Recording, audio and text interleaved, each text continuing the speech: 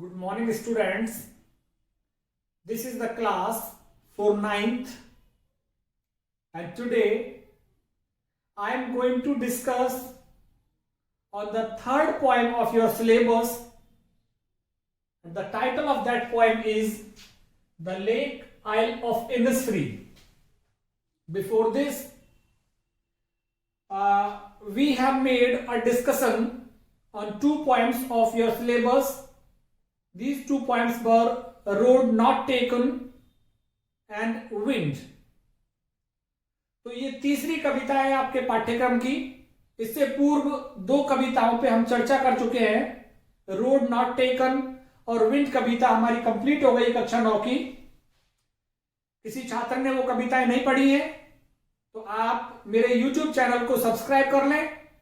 Subscribe करने के बाद साथ ही बेल आइकन जरूर दबाएं नोटिफिकेशन के लिए. और जब आप सब्सक्राइब कर लेंगे तो मेरे फोटो को क्लिक करें. वहां ऊपर आपको होम, वीडियोस, प्लेलिस्ट ये सब दिखेंगे और आपको प्लेलिस्ट क्लिक करना है. और कक्षा 9 की सारी पॉइंट्स धीरे धीरे हम कंप्लीट करने वाले हैं जब तक हमारे स्कूल ओपन नहीं होते हैं. तो देखिए, the lake isle of Innisfree. Innisfree ये एक जगह का नाम है. इनिसफ्री एक जगह है और ये जगह कहां पे है? आइल. आइल मीन्स आइलैंड. आइलैंड क्या होता है? A place which is covered by water from all four sides. From all the four sides. जो चारों ओर से पानी से घिरा हुआ स्थान होता है, उस चारों ओर से घिरे हुए पानी के स्थान को क्या कहा जाता है? आइल, जिसे हम कहते हैं आइलैंड, द्वीप. द्वीप कह लीजिए, टापू कह लीजिए आप इसे. तो आइल यहां पे क्या है? टापू. और लेक क्या है? झील. तो जो आइल है वो झील से घिरा हुआ है. और वो आइलैंड कौन सा है? इनिसफ्री. इनिसफ्री का टापू जो झीलों से घिरा हुआ है. ये हमारी कविता है. और इस कविता के जो हमारे पोएट हैं William Butler Yeats, Irish poet है, आयरलैंड से ये बिलोंग करते हैं. इन्होंने इस कविता को लिखा है. तो यहां आपको पता लग रहा होगा, आइलैंड, द्वीप की बात की है, टापू की बात की है, लेक, झील की बात की है. तो झील और टापू से हमें एक संकेत मिल रहा है कि यह कविता प्रकृति के बारे में है. नेचर, जिस प्रकृति में शामिल है, पेड़ पौधे, पर्वत, नदियां, पहाड़, झरने, ये सारी चीजें, पक्षी, तो ये सभी प्रकृति के अंग हैं. तो ये जो कविता है, it is based, the theme of this poem is based on nature. Our poet William Butler Yeats, he loves the company of nature. He wants to go from a city. He wants to live in the lap of nature. वो शहर से निकल करके प्रकृति की गोद में रहना चाहता है. William Butler Yeats, when he was a child, he lived here in Innisfree. He spent some times there in Innisfree. Innisfree पे कुछ समय बिताया था इन्होंने. तो उस समय को याद करते हुए, at this time he is living in the city, but he is not satisfied with the life of city, so he wants to retire from here. वो यहां से जाना चाहता है. He wants to enjoy peace. He knows that he will get such kind of peace only in the lap of nature, कि वो उसको जो ये शांति है वो केवल प्रकृति की गोद में मिलेगी. इसलिए वो प्रकृति की गोद में वापस जाना चाहता है. He wants to live that life which was lived by him when he was a child. वो उस जीवन को जीना चाहता है जो जीवन उसने जिया था जब वो बचपन में था. और बचपन में वो कुछ समय उसने इनिसफ्री पे बिताया था, इनिसफ्री टापू पे बिताया था. तो उसी जीवन को वो जीना चाहता है. तो आइए स्टार्ट करते हैं इस पॉइंट को. I will rise and go now and go to Innisfree. अब मैं rise, rise means stand up, अब मैं खड़ा होऊंगा, या फिर आई विल वेक अप, अब मैं जागूंगा, अब मैं जागूंगा, अब मैं खड़ा होऊंगा, एंड गो नाउ, और अभी जाऊंगा मैं तुरंत। कभी कह रहा है कि आई विल अराइज, अब मैं जागूंगा, एंड गो नाउ, और अब मैं जाऊंगा, एंड गो टू इनिस्फ्री, और मैं कहां पे जाऊंगा? इनिस्फ्री, टापू पे जाऊंगा। टापू का नाम है ये, या द्वीप का नाम,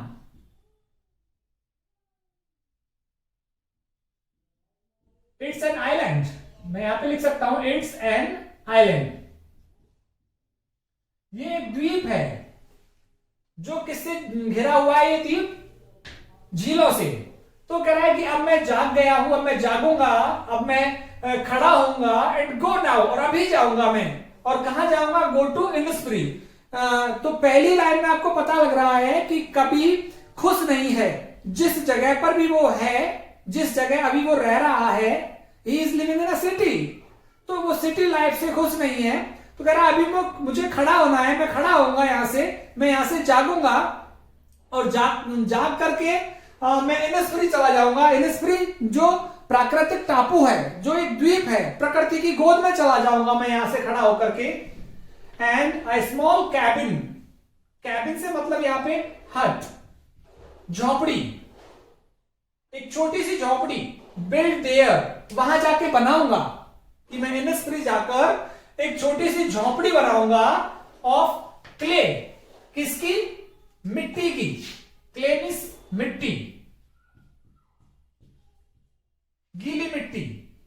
क्ले होता है गीली मिट्टी, गीली मिट्टी। एंड वॉटल्स, वॉटल्स क्या होता है? A frame made of branches. एक फ्रेम होता है, एक ढांचा होता है, और वो ढांचा किसका बना हुआ होता है? लकड़ियों का। तो कह रहा है लकड़ियों के बने हुए ढांचे से और मिट्टी के गारे से, गीली मिट्टी से, और पेड़ों की शाखाओं, टहनियों के ढांचे से क्या बनाऊंगा मैं? एक झोपड़ी बनाऊंगा। बिल्ड देयर, देयर कहां पे? इनिस्फ्री पे। तो इनिस्फ्री पे जाकर, इनिस्फ्री टापू पे जाकर क्या करने वाला है? ये एक झोपड़ी बनाने वाला है, और वो झोपड़ी भी किसकी? गीली मिट्टी, गारे की, और गारे के साथ साथ पेड़ों की टहनियां और पेड़ों की शाखाओं का फ्रेम बनाएगा। वो एक ढांचा बनाएगा पेड़ों की शाखाओं का, उस ढांचे को खड़ा करेगा, और उस ढांचे पर चारों तरफ वो मिट्टी लगा देगा, गीली मिट्टी लगा देगा, और उससे क्या चीज तैयार करेगा? वो कैबिन। तो एक प्राकृतिक घर, a natural home he will prepare after going there. वहां जाकर एक प्राकृतिक घर बनाएगा वो। सीमेंट, मोर्टार से नहीं बनाना चाहता, सीमेंट से नहीं बनाना चाहता, पक्का घर नहीं बनाना चाहता, ब्रिक्स, ईंटों से या स्टोन से नहीं बनाना चाहता। He is not happy with the bricks, stones और मोर्टार। मोर्टार मीन्स और जो सीमेंट मकान बनाने के लिए चाहिए, मसाला, तो वो मसाले की, ईंटों की और पत्थरों की नहीं बनाना चाहता अपने लिए वहां रहने का जगह। वो जो झोपड़ी बनाना चाहता है वो किसकी? गीली मिट्टी, प्राकृतिक चीजों की, गीली मिट्टी और पेड़ों की टहनियों और शाखाओं से बनाना चाहता है वो वहां पे। बिकॉज सिटी लाइफ में वो किस घर में रह रहा है? ईंट और पत्थरों के और मसाले से बने हुए घर में रह रहा है। But he is not happy with this home, so he has decided that when he will go there in Innisfree, he will prepare a hut, and that hut, it will be made of clay and wattles. कि ये जो झोपड़ी होगी ये मिट्टी की बनी हुई होगी, और मिट्टी के साथ साथ पेड़ों की टहनियों और शाखाओं से बनी हुई होगी। 9 bean rows will I have, और वहां जाकर I have मैं रखूंगा, I have मैं बोऊंगा क्या चीज? 9 बीन रोज, 9 पंक्तियां, रोज मीन्स पंक्ति, और 9 पंक्तियां, बीन मीन्स मटर, मटर या सेम। मैं वहां जाकर सेम की फली लगाऊंगा, मैं वहां जाकर मटर की बेल लगाऊंगा, और वो कितनी पंक्तियां? 9 पंक्तियां। 9 हो सकता है शुभ इनका अंक हो, तो वहां जाकर 9 मटर की रॉ पंक्ति बनाएगा और वहां पे वो क्या बो देना चाहता है, मटर बो देना चाहता है या सेम बो देना चाहता है, सेम या मटर की 9 पंक्तियां लगाएगा वहां पे। तो he will get his vegetables, he will get fresh vegetables, ताजा ताजा सब्जियां भी वहां से वो प्राप्त करेगा प्रकृति की गोद में रहकर। इसलिए वो 9 बीन रोज, 9 मटर की पंक्तियां विल आई हैव, वहां मैं रखूंगा, वहां मैं लगाऊंगा 9 सेम की पंक्तियां या 9 मटर की पंक्तियां मैं वहां लगाऊंगा। हाइव, हाइव मीन्स मधुमक्खी का छत्ता, मधुमक्खी का छत्ता। A hive for the honey bee, और हनी बी मीन्स मधु और बी मीन्स मक्खी, मधुमक्खियों के लिए मैं वहां पे हाइव, मधुमक्खियों का छत्ता भी रखूंगा, वहां से मैं शहद भी प्राप्त करूंगा। तो झोपड़ी बना के रहना चाहता है, वहां झोपड़ी बनाने के साथ साथ ही 9 पंक्तियां मटर की उगाना चाहता है, और जिससे कि वो वेजिटेबल्स, फ्रेश वेजिटेबल्स प्राप्त कर सके। साथ ही वो वहां पे हाइव, बी हाइव, जो आपकी बुक का नाम है बी हाइव, मधुमक्खियों का छत्ता रखना चाहता है वो वहां पे फॉर द हनी बी, जिससे कि मधुमक्खियां वहां पे आएंगी। तो मधुमक्खियां वहां पे आएंगी तो क्या होगा देखिए, एंड लिव अलोन, और मैं अकेला रहूंगा वहां पे in the bee loud glade, bee मक्खियों की लाउड, लाउड में साउंड, और वो भी कैसी sound, humming sound, humming sound, कि मैं मधुमक्खियों की भिनभिनाहट वाली आवाज में, glad, I will be happy there, glad means happy. तो कह रहा है कि मधुमक्खियों की जो भिनभिनाहट की आवाज होगी वो आवाज मुझे वहां पे खुश रखेगी, आई विल बी ग्लैड, मैं खुश रहूंगा। कैसे खुश रहेगा कि वो शहर को छोड़कर, ही is not happy with the urban life, शहरी जीवन से वो खुश नहीं है, इसलिए पोएट इनस्प्री जाना चाहता है, और इनस्प्री में जाकर, टापू पे जाकर पोएट क्या चाहता है कि वो खुद की एक झोपड़ी बनाए, कैबिन बनाए, और वो कैबिन किससे बना हुआ हो, गीली मिट्टी और टहनियों से और लकड़ियों से बना हुआ हो, और वहां पे जाके उसने तय किया है कि मैं 9 बीन रोज, 9 मटर की पंक्तियां लगाऊंगा या 9 सैम की फली की पंक्तियां लगाऊंगा मैं, और साथ ही मैं वहां पे hive, I will hive for the honey B, मधुमक्खियों के लिए मैं वहां छत्ता रखूंगा, मधुमक्खियों का छत्ता। वो किस लिए, टू एंड लिव अलोन, और अकेला रहूंगा वहां पे, कोई नहीं होगा मेरे साथ। द बी लाउड ग्लैड, और जो मधुमक्खियों की जो साउंड है, हमिंग साउंड, भिनभिनाती आवाज, वो मुझे वहां पे ग्लैड, खुश रखेगी। And I shall have some peace there, और वहां मैं शांति से रहूंगा, पीस, जिसकी तलाश में वो जा रहा है वहां पे, वो उसे वहां पे प्राप्त होगी। तो कह रहा है मुझे जो पीस है, मेंटल पीस, मुझे नहीं मिल पा रही है यहां शहरी जीवन में, सिटी लाइफ में, he is not getting peace for his mind, so in search of peace he wants to go there to Innisfree, शांति की तलाश में वो वहां पे जा रहा है, कहां, इनस्प्री पे। उसको पता है मुझे शहर में शांति नहीं मिलने वाली है, तो and I shall have some peace there, मैं वहां कुछ शांति रखूंगा। फॉर पीस कम्स, क्योंकि जो शांति आती है, ड्रॉपिंग स्लो, जिस तरह से बूंदें टपकती हैं धीरे धीरे, ड्रॉपिंग, धीरे धीरे टपकती है शांति, एकदम से शांति नहीं मिलेगी, धीरे धीरे आराम आराम से वहां पे जब मैं रहूंगा तो सुकून और धीमे धीमे से शांति टपकेगी वहां। Dropping from the bells of the morning, bells of the morning, सुबह के घूंघट से, सुबह के घूंघट, तो सुबह ने घूंघट कर रखा है, बेल मीन्स घूंघट, तो यहां पे क्या है, मॉर्निंग को एक तरह से मानवीकरण किया गया है, मॉर्निंग का पर्सोनिफिकेशन किया गया है, personification, personification means मानवीकरण,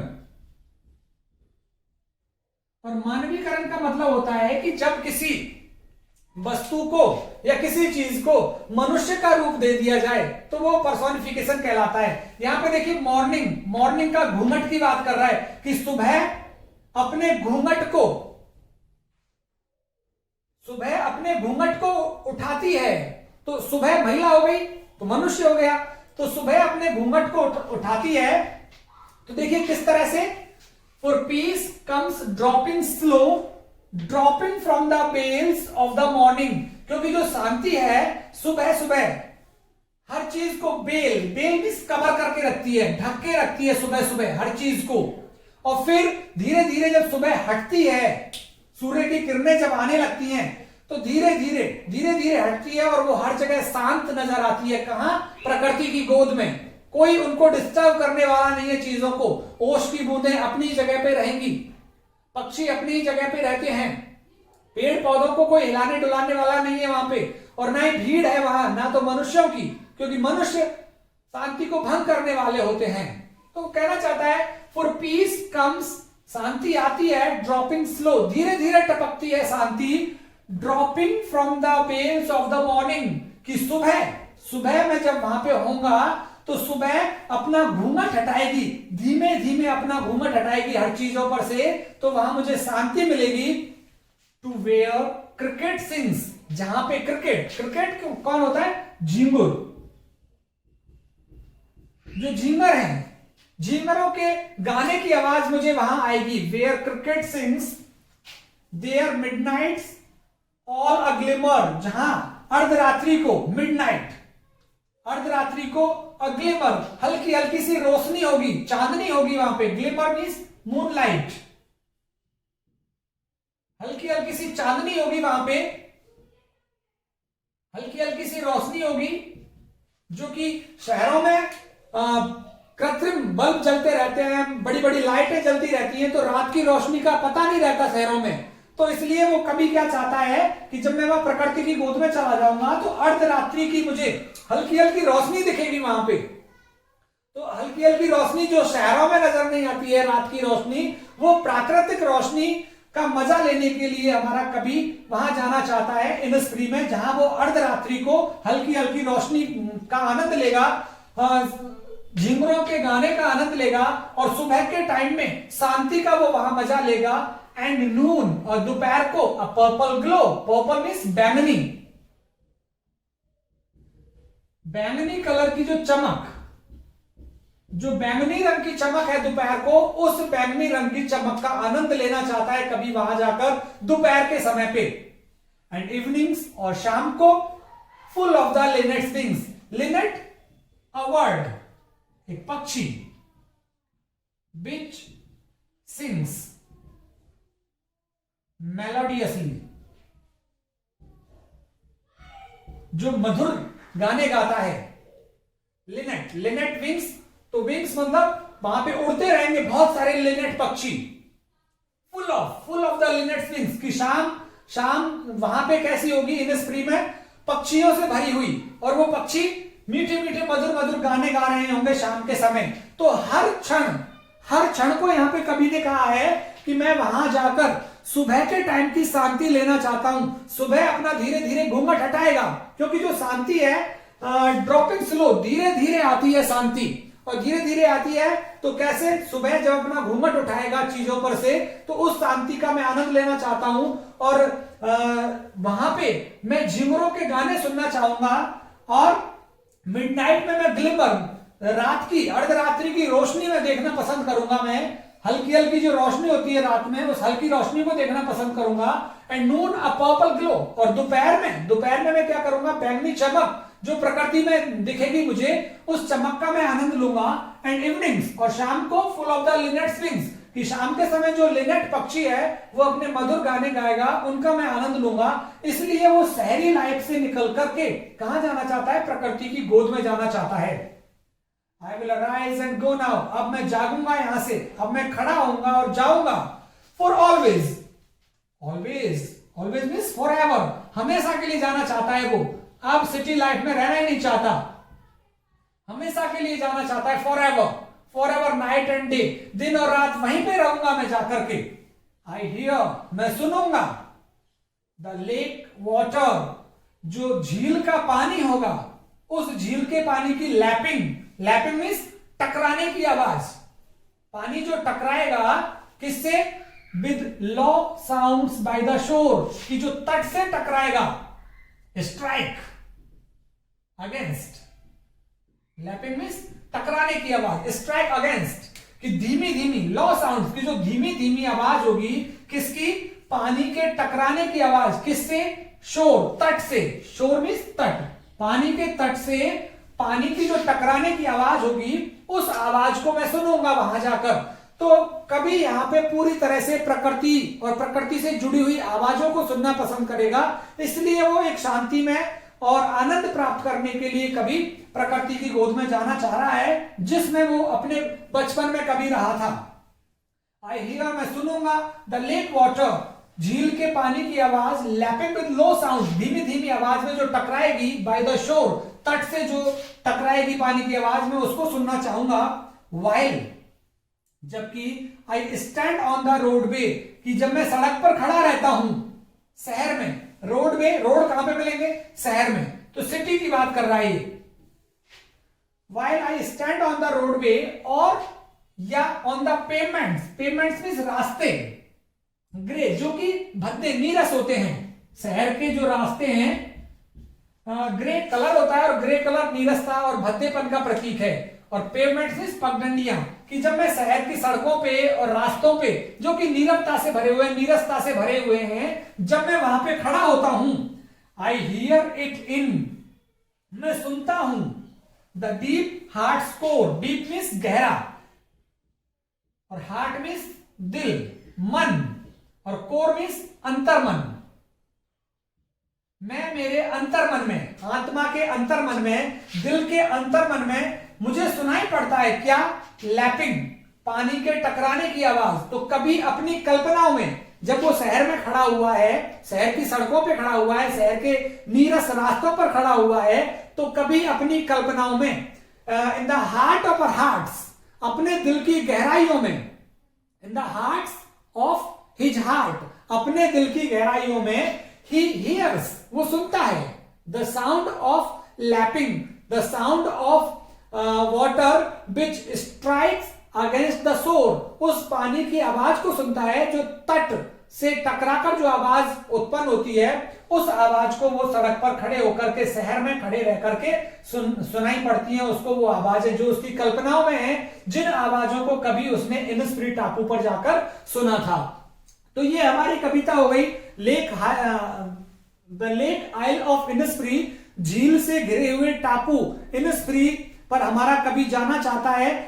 he is tired with the urban life, he is not satisfied with the city life, because he knows there is no peace in the city life. So in search of peace he wants to retire from here and he is interested to build a cabin for himself, and that cabin will also be made by clay and wattles, by the branches of the tree, कि वो गारे से बनाई जाएगी वो हट, और पेड़ों की टहनियों और शाखाओं से बनाई जाएगी। and he will have 9 rows of bean also, and he will have hive also there, because there will come honeybees, and these honeybees, they will produce sound.